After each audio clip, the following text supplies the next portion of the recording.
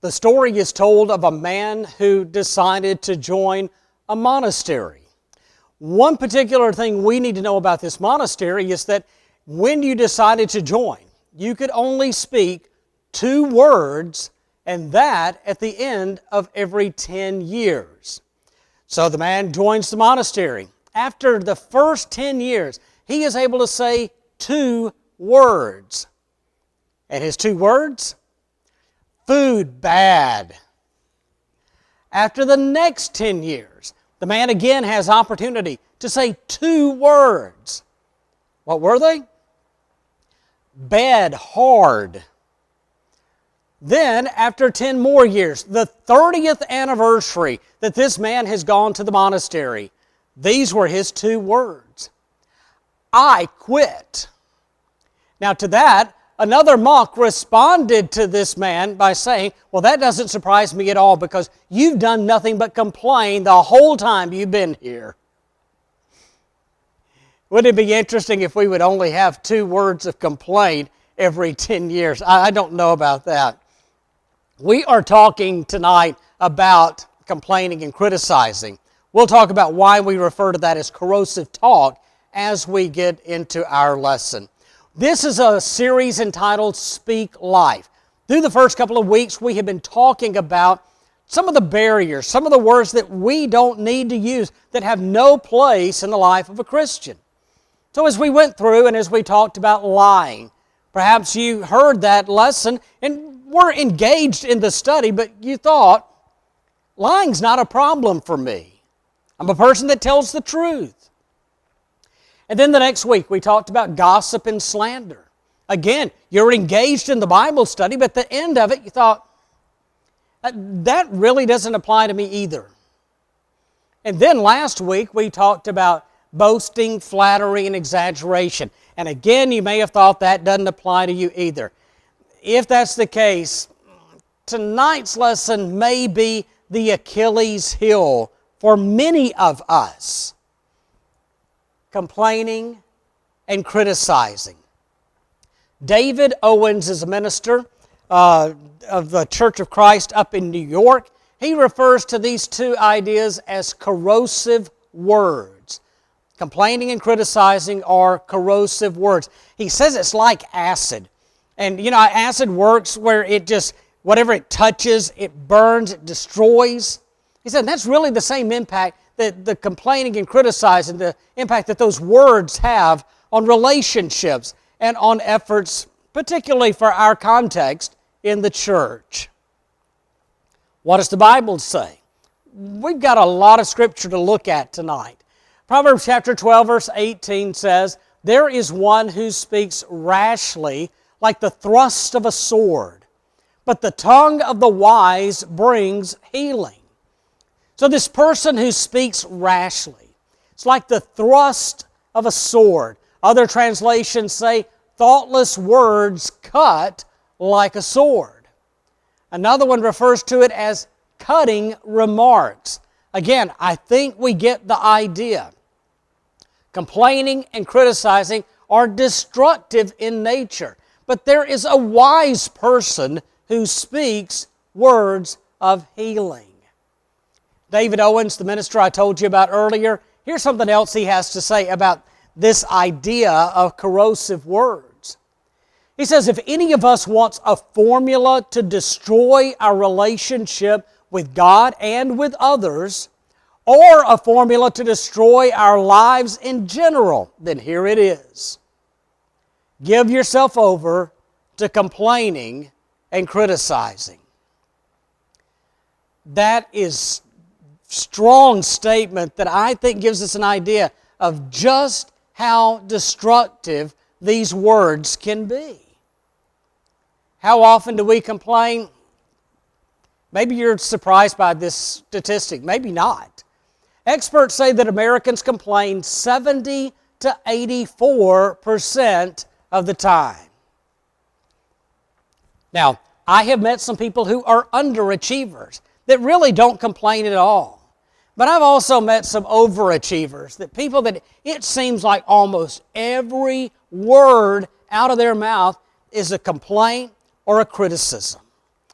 So what are we talking about? Let's put some definitions to these words. When we talk about complaining, we're talking about an expression of dissatisfaction or annoyance about something. When we refer to criticism, it's an expression of disapproval of someone or something based on a perceived fault or mistake. And so complaining says, well, we just don't like it, and criticism says, here's what you did wrong. And because of that, I don't like it. I think we have a pretty good idea of what we're talking about there. Another quote, this one from Dale Carnegie. He says, anyone can criticize, condemn, and complain, but it takes character and self-control to be understanding and forgiving.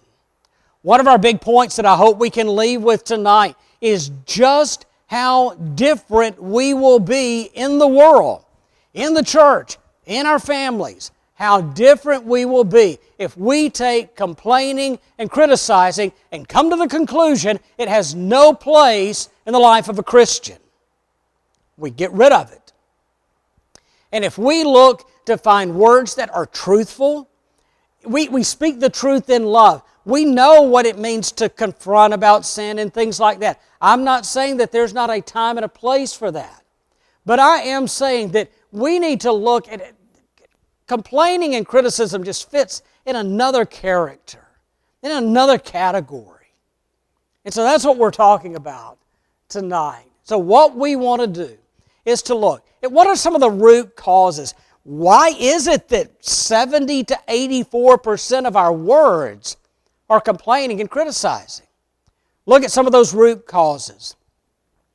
And then I'd like for us obviously to spend some time talking about what the Bible says about that. We've got some good stories, some important stories to look at tonight. Perhaps one of the top reasons that we complain and criticize really points to anger. To a response that, man, we're just not a happy people. We're not a happy people today in our culture and in our society. We're not a content people in our society today. And so what we like to do is we're angry and we like to complain and criticize because we want others to be unhappy and miserable with us. Author Joseph Stowell says, anger is like an inner explosion looking for an outlet, and a common escape valve is the tongue. Besides anger, what are other root causes? Well, another one is irritation.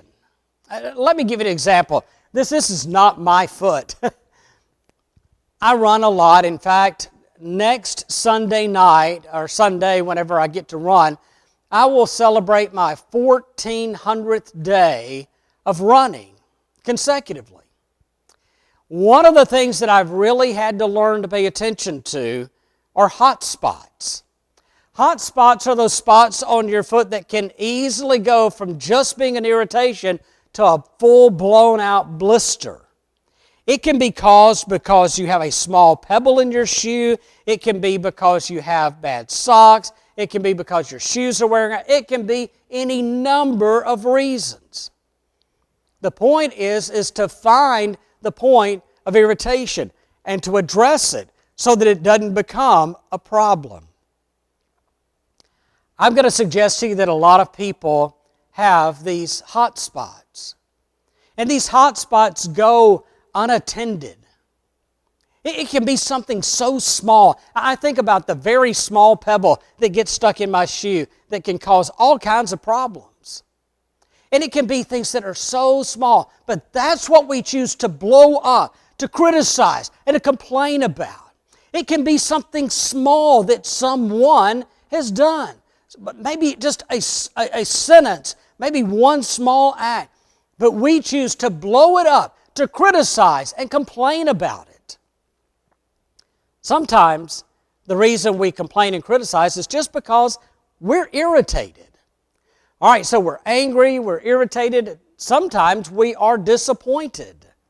And that leads us to complain and criticize.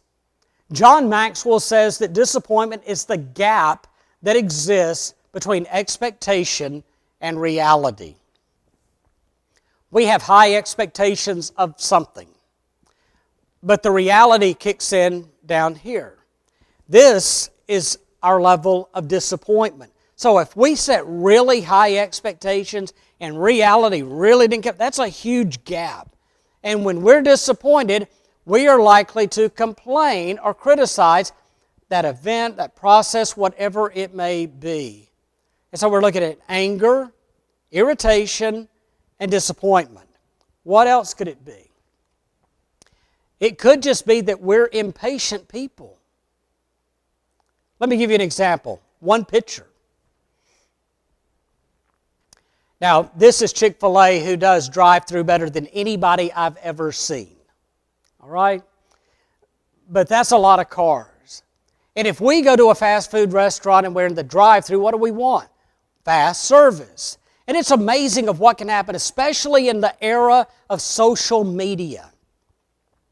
I'm at a drive-through and it takes a little bit longer than normal. Well, I'm going to get on Facegram or Twitter book, and I'm going to talk about that and talk about this restaurant. Don't ever go here. Their service is so slow. Man, we've complained and we've criticized, and we've just shared that with so many people. Maybe we were just impatient. Maybe if we were patient, we would recognize that the food was worth the wait. Who knows? Another root cause could be stress. I love the analogy that stress is like a rubber band. Some stress is healthy, but then there's a point where stress is not healthy at all. If stress motivates me to finish this task or to do this, that's a good sense because I need to complete a project. I need to complete the task. I don't need to just keep kicking the can down the road. But when we just get so stressed and we're walking around and it's like the rubber band is stretched as far as it can go, it leads to this tendency for us to complain or to criticize about various things or people. And then finally, insecurity. Insecurity about who we are. Now, here I think is a great formula for a bad idea. If you're insecure and you choose to complain and you choose to criticize, that is a great way to ruin friendships. And it can happen any number of ways. You might complain or criticize about something else that doesn't have anything to do with the friend, but it gets to the point that the friend doesn't want to be around you. Why is that? We've all experienced that. We don't want to be around somebody that all they do is complain and criticize. We don't want to be around people like that. Well, guess what? There are other people that don't want to be around us when that's all we do. And so we need to realize that. Boy, that is just a bad idea. Don't let that insecurity get the best of us. All right, that was a quick run through of some root causes. You might have other ideas of things that you would put on that list. Hopefully you're doing that as you're taking notes even tonight. I'd love to hear about those if you have some to share. Let's look at what the Bible has to say. I don't think there is anything that could be clearer about the idea of complaining and criticizing than this statement from Paul in Philippians chapter 2, verses 14 and 15. Do everything without grumbling or arguing. A lot of the translations will say grumbling or complaining. Do everything without grumbling or complaining, so that you may become blameless and pure, children of God, without fault in a warped and crooked generation.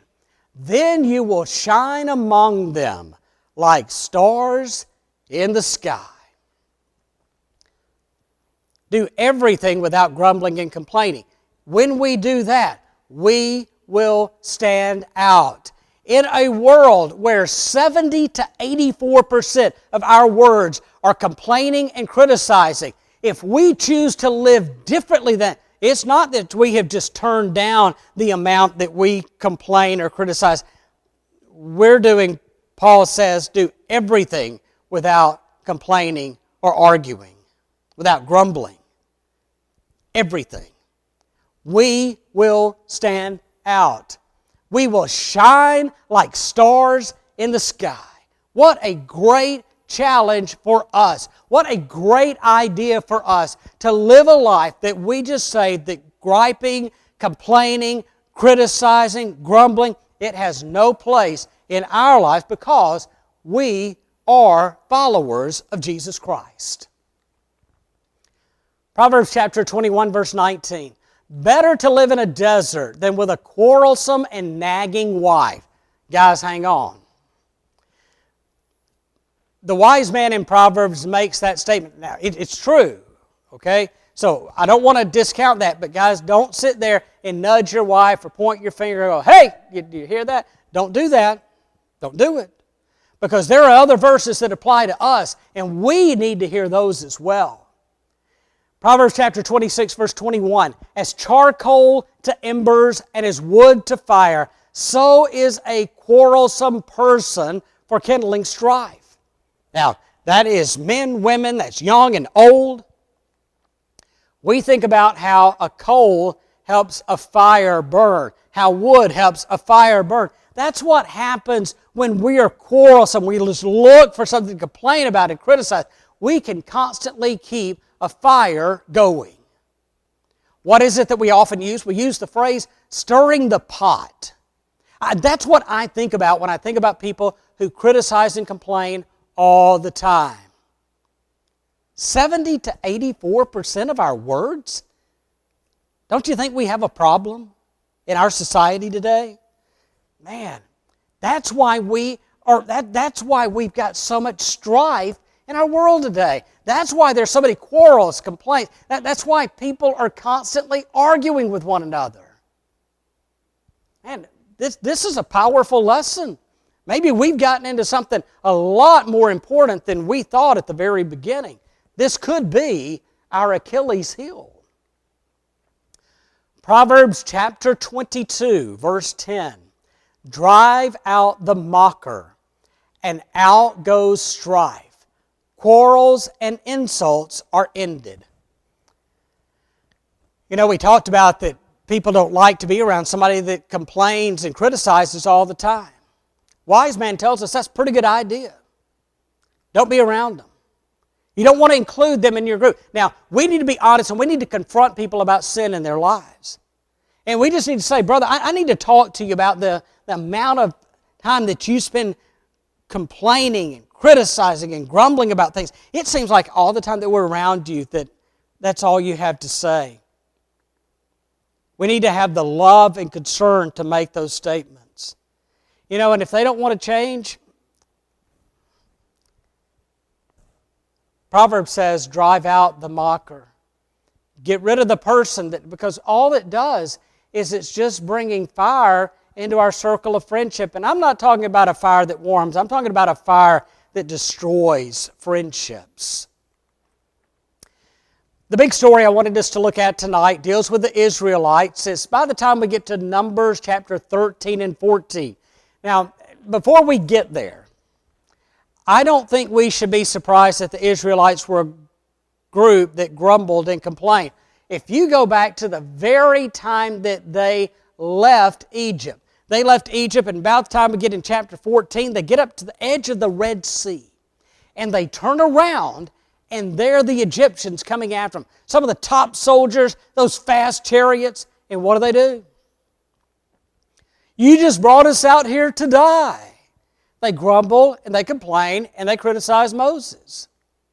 Well then, Moses divides the Red Sea because of the power of God. They go through, the sea covers the soldiers and the chariots, and wow.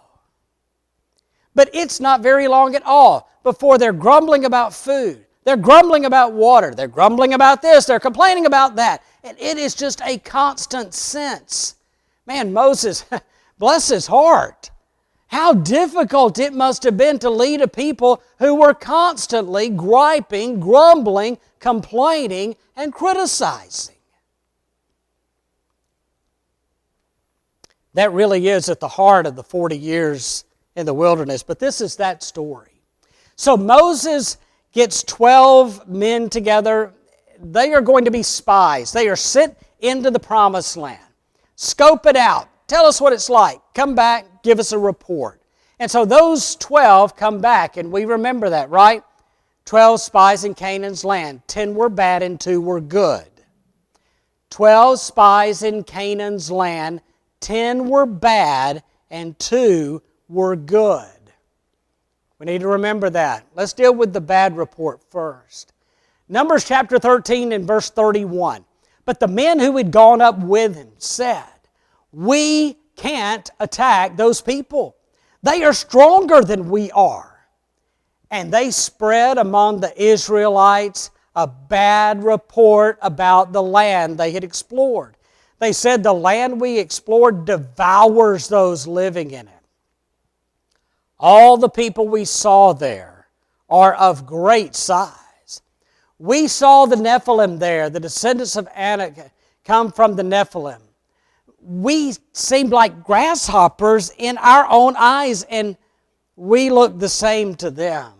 And so these 10, they came back with this horrible report. Now, by the way, the fruit of the land, it was great. It was impressive. But the people, and they're huge. We can't do it. But there were 2, Joshua and Caleb, who spoke up, who wanted to go in and take the land. These are words from Caleb. A couple of verses earlier, Numbers chapter 13, verse 30, "Then Caleb silenced the people before Moses and said, 'We should go up and take possession of the land, for we can certainly do it.'" Don't you find this interesting? So you've got the 2, Joshua and Caleb, that say, "We can do that." No, we can certainly do this. But you've got the 10 that are saying, "There's no way. Don't do it. Man, they're bigger than we are. The land's good, but they're bigger than we are." Now, let's look at what happens. Chapter 14, that just continues into the next verses. That night, all the members of the community raised their voices and wept aloud. What did the people listen to? The good report or the bad? That night, all the members of the community raised their voices and wept aloud. All the Israelites grumbled against Moses and Aaron, and the whole assembly said to them, "If we had only died in Egypt or in this wilderness, why is the Lord bringing us to this land only to let us fall by the sword? Our wives and children will be taken as plunder. Wouldn't it be better for us to go back to Egypt?" And they said to each other, "We should choose a leader and go back to Egypt." Let's go home. I don't want to be here. We just came out here to die. We're not going to get to go there. You see, they listened to that bad report. That bad report from the 10 spies, it spread like wildfire. Have you noticed in how many lessons the picture of fire is used to describe, and whether it's the words from James 3, whether it's talking about the grumbling and complaining, but it spreads like wildfire. And so that's what has happened here. And that negative report, it spurs a sense of rebellion. And it is because the people complained. That's why God says, "You will not enter the promised land." All the people that have grumbled and complained, not going to happen. You're not going to get to go. They prevented the Israelites from being able to enter the land that God had promised. He had taken care of them from Egypt all the way to this point. Why would He not take care of them going into the promised land? Well, you see, that's the impact that complaining and criticizing and grumbling and arguing, that's the power and the influence of those kind of words among a group of people. Well, we're seeing something here, aren't we? I want to close out. I've got two practical points. So whether we're looking at the book of Philippians, whether we're looking at Proverbs, whether we're looking at the story of the Israelites from Numbers 13 and 14, what are some things that we think, what's going to help us here? How do we take grumbling, griping, complaining, criticizing, how do we take that and get rid of it? What do we replace it with? A spirit of gratitude. Look for something we can be thankful for. Be grateful. Listen to these words from the Apostle Paul. 1 Thessalonians 5, verse 18. Give thanks in all circumstances, for this is God's will for you in Christ Jesus. It is God's will that we would be a people who give thanks. Let me say that again. It is God's will that we would be a people who give thanks in all circumstances. We want to be pleasing to the Lord. Complaining and criticizing have to go. So, we know this. We want to be grateful. But we also want to be different.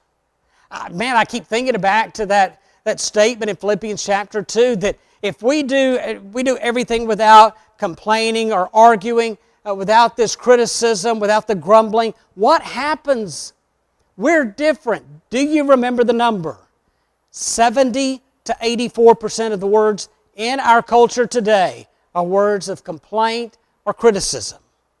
And so if we take that and we say, that's got to go, and we replace it with being grateful, we will be different. Well, you talk about shining like stars. We will be different. And then people will want to know, what is so different about you? How is it that everybody else complains? I don't ever hear you complain or criticize. Well, can I tell you about Jesus? Can I tell you about, I read my Bible every day, and here's some things that I found. And boy, it has been such a blessing to me. When we are a people who take complaining and criticizing and we get rid of it, it will open doors for us to share the gospel of Jesus Christ with other people. All right, so let's be grateful and let's be different. Are you up for a challenge? Now, I know a lot of us may have family coming up this week, or you may be going to see family. I know that, but are you up for a challenge? Some of you may be working, and some of those busy times, people are going to be coming in to shop, looking for those last-minute items. But are you up for a challenge? Okay, here it is. Can we go 24 hours without complaining or criticizing? You see, that's where it's going to start. It's got to start somewhere. If we're going to get rid of it, it has to start somewhere. So let's starting right now, look at your watch, right now, 24 hours. Can we go 24 hours without complaining, criticizing, arguing, grumbling? Can we get rid of that? If you don't make it that first 24 hours, I mean, you're 1 hour into it, you've blown it already, then restart your clock. Restart that time. If you make it that first 24 hours, do it again. You see, we have to take this one step at a time. Don't give up just because you fall once.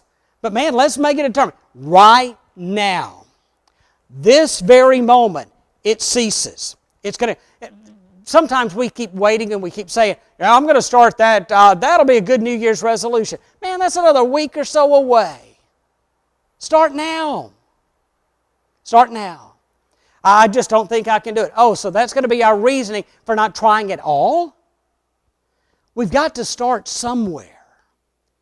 For the next 24 hours, it is our goal to not say a single word that is complaining, criticizing, arguing, grumbling, complaining, nothing. For 24 hours, and then we'll move from there. Can you imagine how great it's going to be a part of a church family, that when we come together, it's not just that we have put grumbling and complaining aside, but it's that we have also developed this attitude of being grateful. Grateful to God, grateful for one another. Man, I cannot think of a better way to close out this year and looking forward to the bright future and the potential that we have in the year ahead.